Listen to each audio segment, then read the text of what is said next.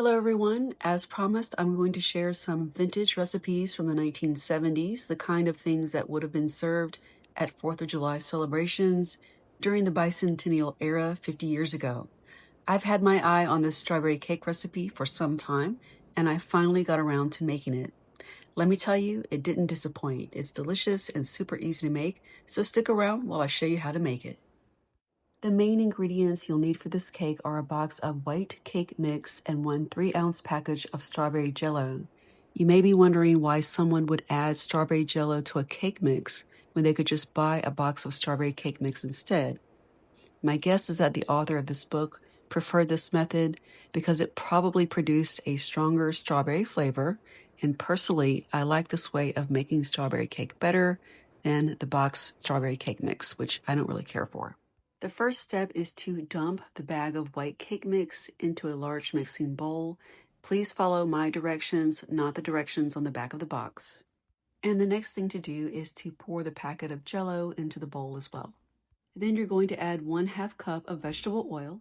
The author didn't specify, but I beat my egg whites until soft peaks formed. Okay, sometimes I do make mistakes and I forgot to add one important ingredient, and that is 1/2 cup water. But you'll see me add it in just a minute. So what I'm doing right here is mixing all the ingredients together, which I should have added the water before I did that, but I forgot. And here I'm adding 1/2 cup of fresh sliced strawberries. And as I'm doing this, I knew something was wrong. And then it occurred to me that I should check the cookbook again, and sure enough, I overlooked one ingredient, and that is the water. It calls for 1/2 cup water, so I added the water. And you know what? The cake still turned out really well. I guess this is a very forgiving recipe. And the last ingredient you're going to add before you bake your cake is your egg whites. You're going to gently fold those in. Use a large spoon. Don't use your mixer. Now you're going to pour your batter into 2 greased 9-inch cake pans. You're going to bake these in a preheated oven for about 30 minutes, give or take, until they are done. I did make one small change to the original recipe. I decided to top the cake with a traditional buttercream frosting instead. So you're going to need 2 sticks of softened butter. I also decided to add a little bit of Wilton pink food coloring to my frosting. This is not something that the author suggested that you do, but I just wanted to tint my frosting pink to go with a pink cake. I thought it would be pretty. Just be warned that the food coloring is very dark, so a little bit goes a long way. The original recipe was written in the 1970s, so it calls for using 1 box of confectioner's sugar. I ended up using about 3.5 cups of sifted confectioner's sugar. Don't forget to add 1 teaspoon of vanilla extract, and I also added a little bit of salt because the icing is very sweet.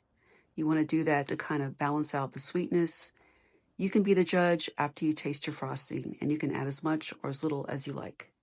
After removing my cakes from the oven, I let them cool down in the pan for about 10 to 15 minutes max, and then I moved them to a cooling grid and let them cool down completely before frosting them. And what I'm doing here is I am adding a simple syrup glaze to the cakes, and then I'm going to put my crumb coat on top of that. Now, I'm not an expert at frosting cakes, but I have researched it a little bit.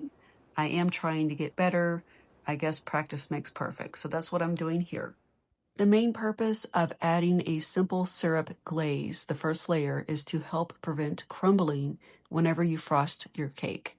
And what I'm doing here is adding my crumb coat after the glaze.